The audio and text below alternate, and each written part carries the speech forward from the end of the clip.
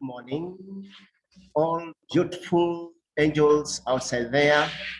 This lesson is Social Studies, Primary 7, first lesson for this group right now. And we are looking at the position of Africa in the world. And as we look at the position of Africa, we can't miss these key words. 1, continent. 2, world. 3, location. 4, position. All through the lesson, you will hear those words as we continue discussing. 1, what is a continent? A continent is a large mass of land surrounded by water. Some people get confused when they say, again, that's a definition for an island. I-S-L-A-N-D, island. But that one is different because an island is a piece of land.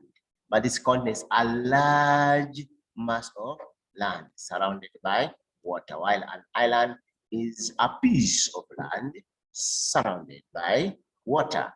So in this case, we're looking at that large mass of land, which we refer to as a continent. Africa is one of the continents that make up the world.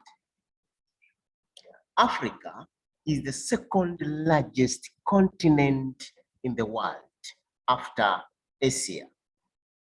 Therefore, if it's the second after Asia, therefore, the largest continent in the world is Asia. Asia is A-S-I-A, whereas the smallest is Australia.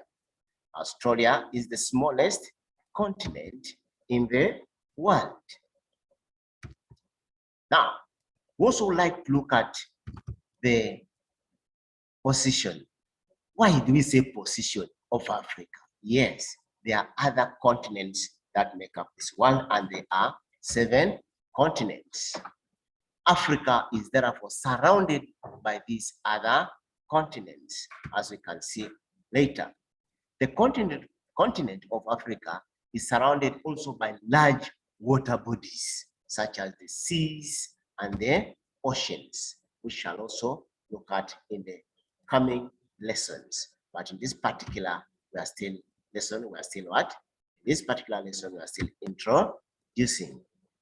Continents that make up Africa, therefore, are 1, Asia. 2, Africa. 3, North America. 4, South America. 5, Europe. 6, Antarctica. Lastly, 7, Australia. Those are the 7 continents that make up this world. Asia being the largest, Africa being the second largest, Australia being the smallest.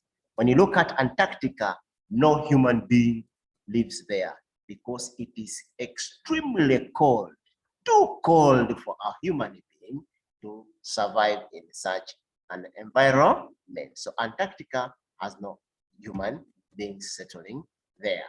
In our map, we can look at the map and see that indeed Africa is surrounded by other continents. In the north of Africa is surrounded by Europe. In the south, it is Antarctica. In the northeast, it is Asia. In the southeast, it is Australia. In the northwest, it is North America. Then in the west and partly southwest, as you can see, the whole of it is South America. When you study the map, when you open the atlas, you will see that those continents indeed surround Africa. We also said these continents, just like other physical features, were formed as the result of the movements of the earth. And this case, we call that movement continental drifting. They drift to another continent or away from another continent. And that's why we call it continental drifting. In English, we even say continental movements to another continent or away from another continent. But in the social studies language, we now call it continental drifting. Therefore, continental drifting refers to the movement of continents to and away from each other. So that one is what we had today, and I would like you to get your atlas during your free time and look at the map of the world showing those continents, and you will see if you picked South America and shift it, move it closely to that corner of West Africa, you'll find that it fits exactly that corner, meaning that it broke away. South Africa moved away.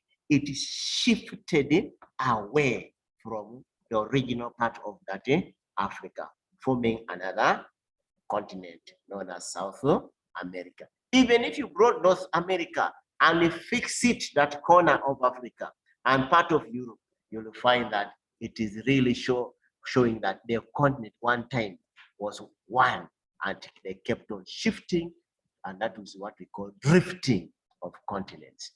Asia one time was one with Europe, and that's why they were calling it Eurasia.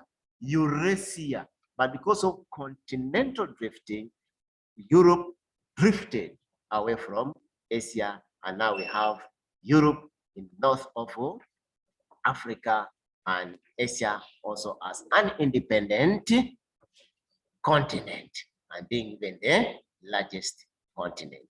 So next time when we meet, we shall look at other features like the water bodies that are bordering Africa, because we are now going to handle Africa as we handle Uganda for P5, East Africa for P6, now Africa for P7. We had to introduce by showing other continents and how they are neighboring Africa in those different directions. We shall look at the water bodies next time. Then we continue with the real core work of Africa in primary 7. Thank you very much for listening. I wish you the best. God bless you.